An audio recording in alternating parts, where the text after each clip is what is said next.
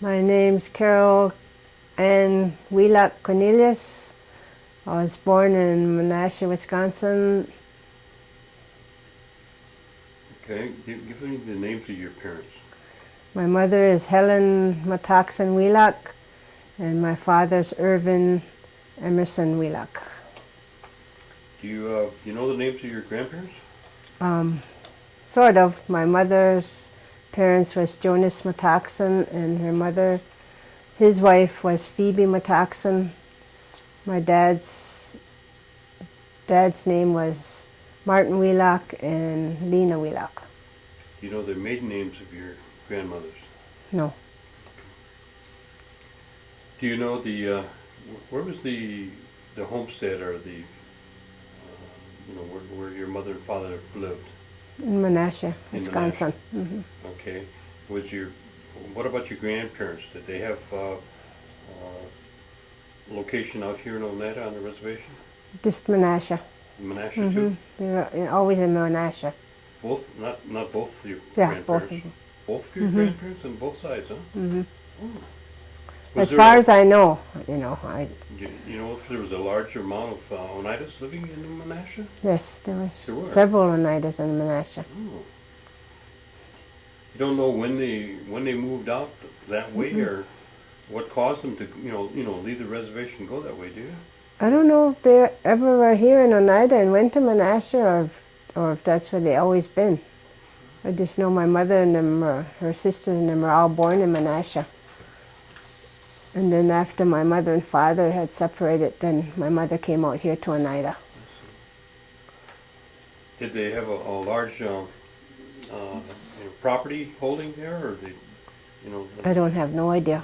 I just know that they lived there and that was it. What kind of employment did your grandparents on either side do? Do you remember? I think my grandfather on my mother's side worked in some kind of a mill, and his wife Phoebe, my mother's mother, worked in at home doing sewing and different things for people, different sewing. That's on your mother's side. Yeah. And what about on your grandfather's side? Do you remember anything? No, about I don't remember much about him. Okay. Did they ever talk about their education? I don't remember ever talking to them. I'm just going by what I hear. Well, you didn't know I them. never knew them. Oh, I see. No, I just go by what my mom always told me, or what someone else would say. It's just, All right, let's talk about your mother and father then. What was your father's occupation? he was a professor at the school. Do you know what school it was? Not really. And what kind of professor did he? I don't have no idea. Huh? Like I said, I didn't really know him. Oh, you didn't? No, I didn't know him. I was only 2 after they separated, Oh, so I see. I never really got to know him that well, because after that, then he was gone. Okay. So, but like before, that's what I heard. Okay. So, And your mother, what did she work outside the home? she was a homemaker for a while, and then after the kids got bigger, then she worked in a hotel, laundry lady, factory thing. Just Did she ever talk to you about what her education was? no, she never mentioned it. I just know she just mentioned it wasn't much, like 8th grade or something. She didn't go to Wade No, school? Then? no. And this was all in Menasha? Yeah. Okay. And tell me about your brothers and sisters. Tell me who they are. I have 2 brothers and 1 sister. My oldest brother is Ken Wheelock. He now lives in South Carolina. My older sister is June Wheelock Schuyler. They live in Milwaukee. And my younger brother lives in Milwaukee. His name is Irvin Wheelock. And I'm the youngest one in the family. Oh, there's 3 of you then. No, 4. 4 of you. 2 girls, 2 boys. Okay. Your mother's, how old is your mother now? She's 93. She was 93 in September. 93. Mm-hmm. And she still lives by herself? Oh yeah, she stays by herself. I stay with her at night, we make supper for her and take it over there. And then I stay with her at night, and she eats breakfast. I feed her lunch. Then I go home by my husband and visit him a while, and then we make supper and go back again. It's just a constant thing. Pretty spry for 90-some years old, huh? Oh yeah, she gets around good. I mean, arthritis is the most thing what bothers her the most. Arthritis and bursitis. And What? Tell me about some of the holidays at home when you were, when you were living at home yet. Like what would be a typical Christmas? I don't really remember Christmas. I don't know why. I guess maybe we never had a big Christmas. I remember when my brother went and chopped down a Christmas tree in somebody's yard. That I remember. But that's about the only thing I really remember. I remember the Christmas tree and the cherries, them candy cherries with the wires on. That's, as far as getting toys or anything, I don't remember nothing of. Is there any other holidays that you'd like, maybe Easter or New Year's or No, 4th of July? Just, I remember when they started having like 4th of July parties, celebration with the fireworks and that out here. I was just young then. And then just New Year's for Huyan, go around and... What did you do on Huyan? Was this done in Menasha or is this... No, this was done here in Oneida. Okay. Tell me what New Year's is. I mean, what Huyan is. Huyan to me is going around wishing all the neighbors a Happy New Year, and they'll invite you in or thank you for wishing them a Happy New Year, Huyan, and they'll give you a donut or apple or something, some kind of candy or something. And you just kind of go door to door and tell your froze, then you go home. Would it be a lot of them in your neighborhood that would be going with you then? They're not a lot, Oh. no, just few. Now, where did you start school? I started school at the mission here, across the road. Oh, I thought you lived in Menasha. No, we moved out here when I was 2.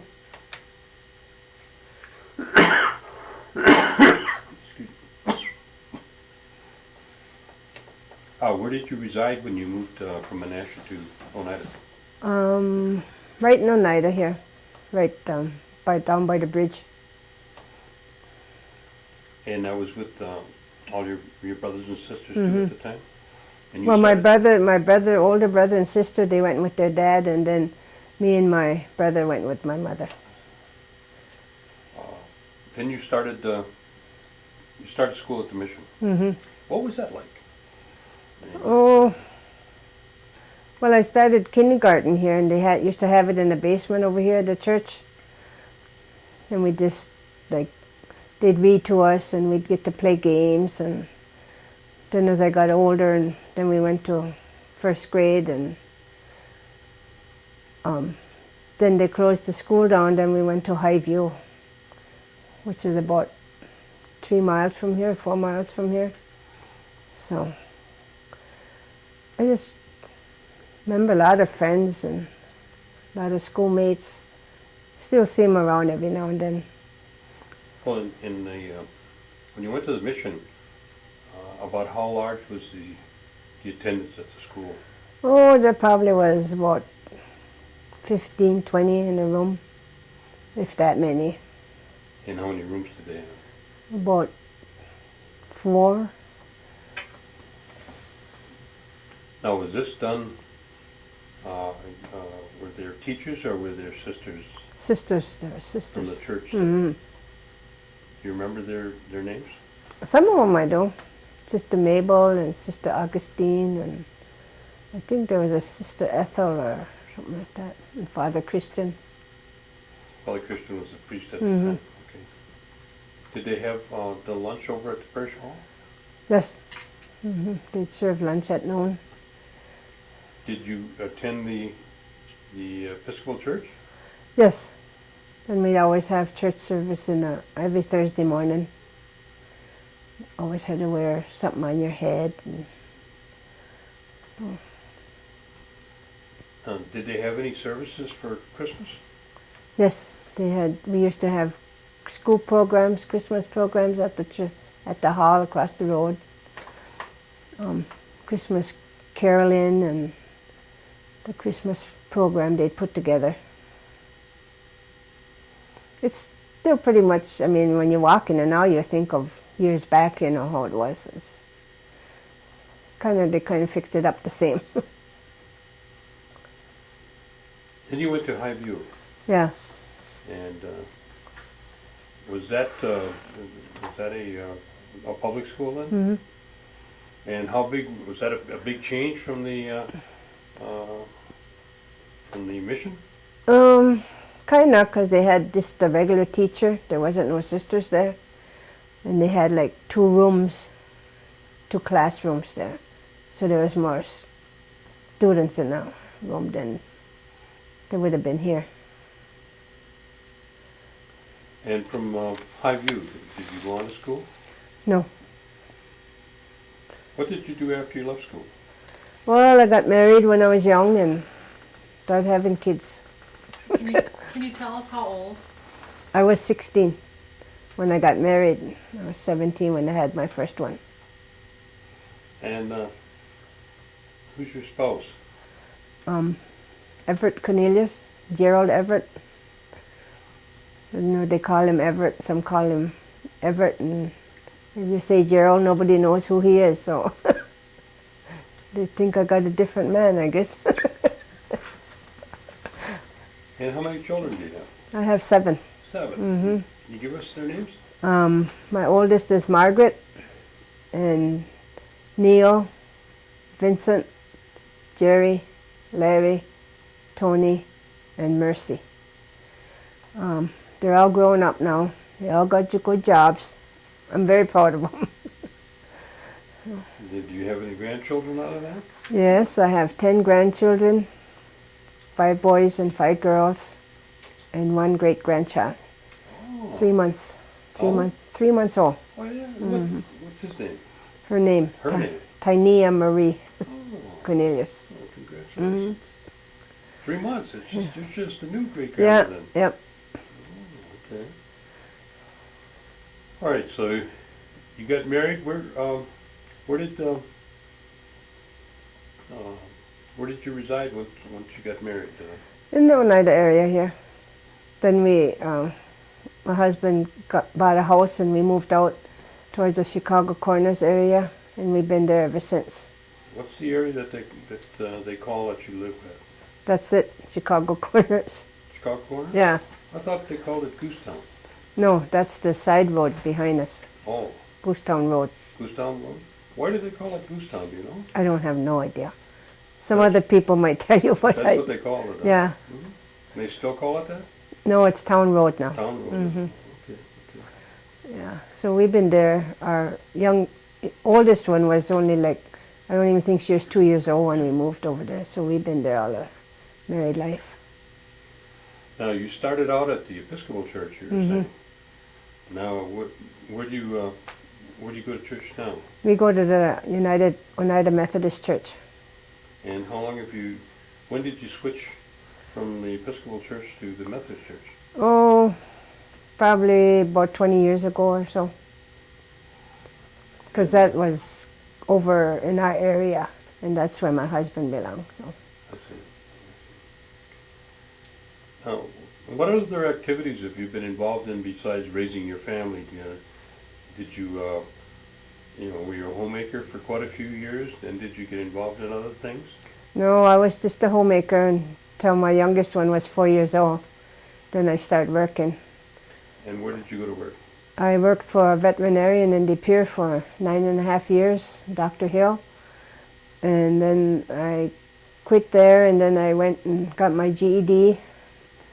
And then in 1980, I started working with the tribe. And in what capacity? Accounting office, and then file clerk, receiving clerk, and I worked there 20.5 years. 20.5 years? Mm-hmm. Then I just recently retired almost 2 years ago. And how do you like retirement? I like it, but I thought I'd have a lot of time of doing things, and I haven't really yet because I'm taking care of my mother. So, but I have some freedom. My oldest son gives me a break on weekends, so he'll go stay with her. My sister comes out from Milwaukee once in a while and gives me a few days break. Besides raising a family, working 20 years at the tribal school, with the tribal accounting operation, was there any other activities that you've been involved in? Not really. Just my husband and I started singing with the Oneida Singers in 1968, which I never ever expected I'd ever be doing. Tell me about the what prompted that, and what are the Oneida Singers? Well, the Oneida Singers are the ones who get together, a group of singers get together and they sing for different occasions, funerals, wakes, schools, nursing homes, wherever anybody asks them to come, they'll be there.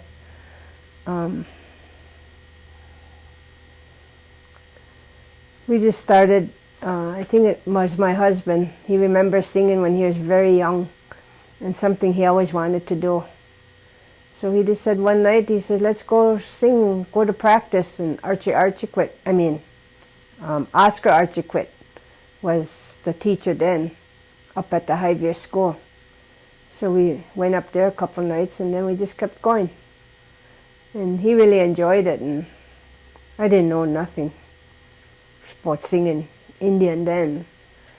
But as the years went by, then I caught on a little bit, and as the elderly got older and older and would pass on, then the next one would take over. And so it's at the point now that we're the generation now and we have to hang on to it. You're the elder now. Yeah, I guess so. But there's like anywhere from 15 to 40, 45 singers when they really want to show up. And certain ones you can depend on. What would you guess that the number of songs that that you can call upon to sing? Just a wild guess, I would say. The number of songs? 15 or 20 or more. Yeah. Oh yeah. Probably 40 for sure. Could just open the book and start a song. Pretty much. My husband helps me out a lot, so. Is there any kind of assigned structure or, kind of protocol that you go through with the singers in terms of the way things go, or just how does it work? I mean, everybody just comes together and a song starts, or what? How does it work? Yeah, when we get called or notified to sing someplace, I'll call singers and let them know where we have to sing, what time we have to be there, and then we'll take our books and we'll pick out some numbers, or I'll have a list made, and we'll just go page by page from that. So. Is there only one person, or is there more than one person that is responsible for, deciding the songs? Well, right now there's only one, and then I kind of have assistants, and she's starting some, and before that there was just that one.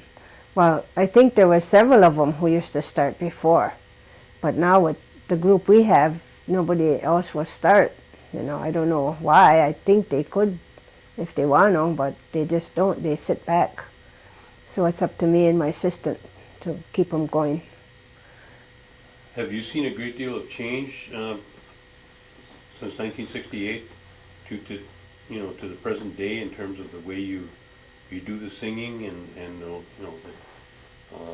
how often and how long you perform, or not perform, but Mm-hmm. I don't see much difference in the change. All the tunes are always the same, and there's different hymns, what you sing. I think we're forgetting some of the ones what the elderly used to sing compared to what we do now, but they're pretty much the same. Were they still singing at the homes when you started? I don't remember them. I don't remember them singing at homes. My husband always mentions that, but I don't recall ever hearing them sing at homes. And you've been doing this now since 1968? Mm-hmm. And my husband's older than I am, so he knows and he remembers more about that than I do. Is there any other activities that you've been involved with that you want to share with us during the course of these years? Not really. I just got a slow life and do what we want when we get time to do it, and so we're happy. We enjoy it. So. In terms of your experience with the children, do you see a lot of changes that have come about since you started raising your children to the present day in terms of dealing with what your children have to deal with their children now? Mm-hmm. Yes, I do. Lots. You do? Mm-hmm. Good or bad, or both? Well, back when I raised mine, I would say good, but now I don't like some of the things I see. It's just too much new things for them to do than what they had years ago. Just, I don't know. Just, they don't. The ways of the family changing then, Yeah, they don't. Do things like we used to when.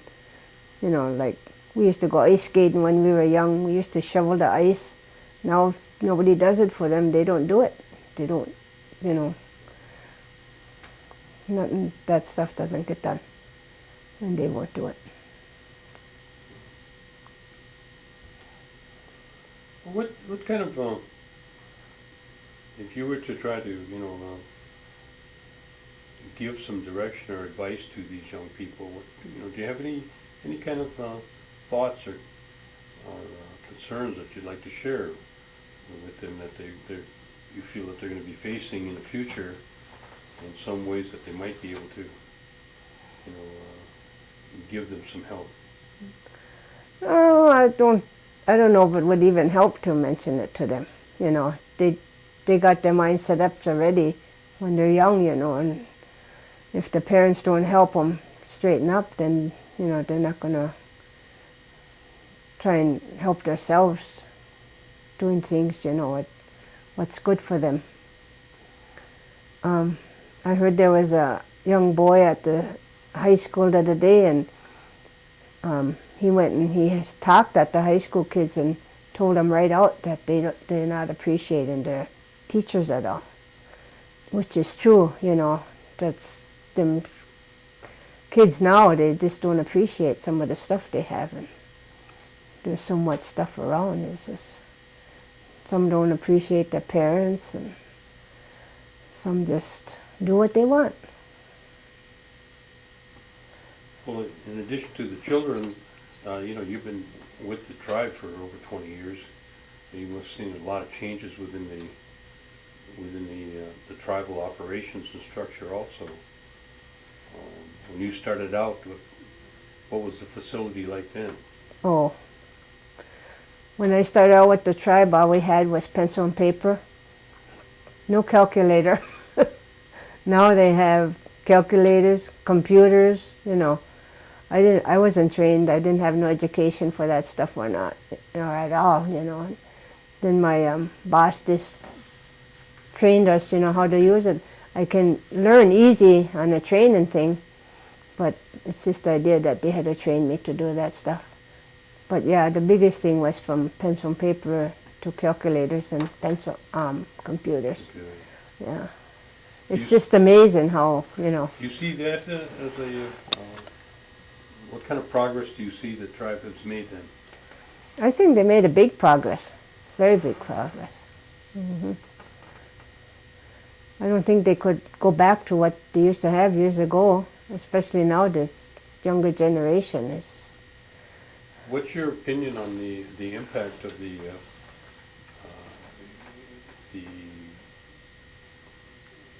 casino that's has come about for the tribe?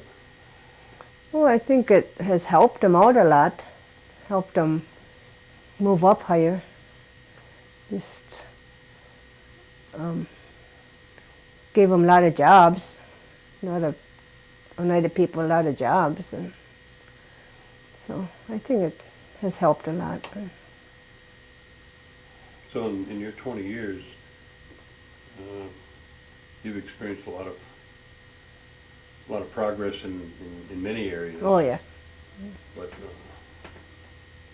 you'd like to see a better improvement with the children. Mhm. What I understand. Yeah, especially the children. It's, You have any feeling why this is happening, or you have any theories on that? no, I don't have no idea. It's just, you just see it. You see it all over. Every place you go, you see it. It's just,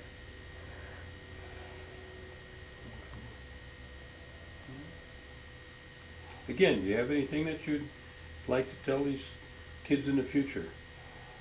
You'd like to see them do, or well, I'd like to see them make sure that they get their high school education and college education, which I'm sure they're going to need now with all the updated computerized machines and everything coming out. You know, everything's computerized now, so they have to get education to get decent jobs and keep themselves going and supported. are there any areas that you'd like to just share with us that I've overlooked? You've thought about that I didn't think about? No, good.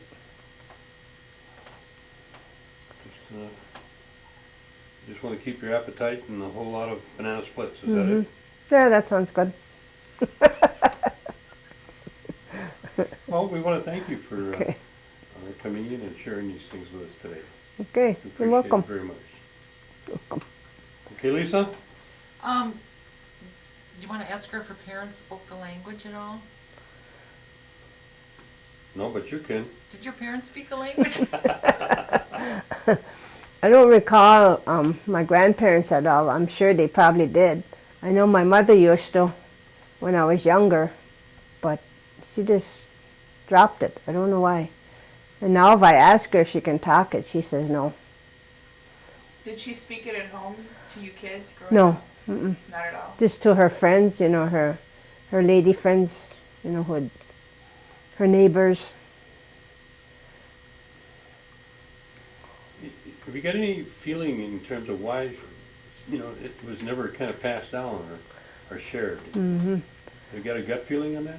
Oh, I always wished it was. You know, I wished I could talk it and understand it, but I just can't. You know, I can say the words in our book, you know, and everything, but half of them I don't know what I'm saying. But I know they're all good words because it's Christian hymns that we sing. But yeah, I always wished I could, but I don't know why they stopped it.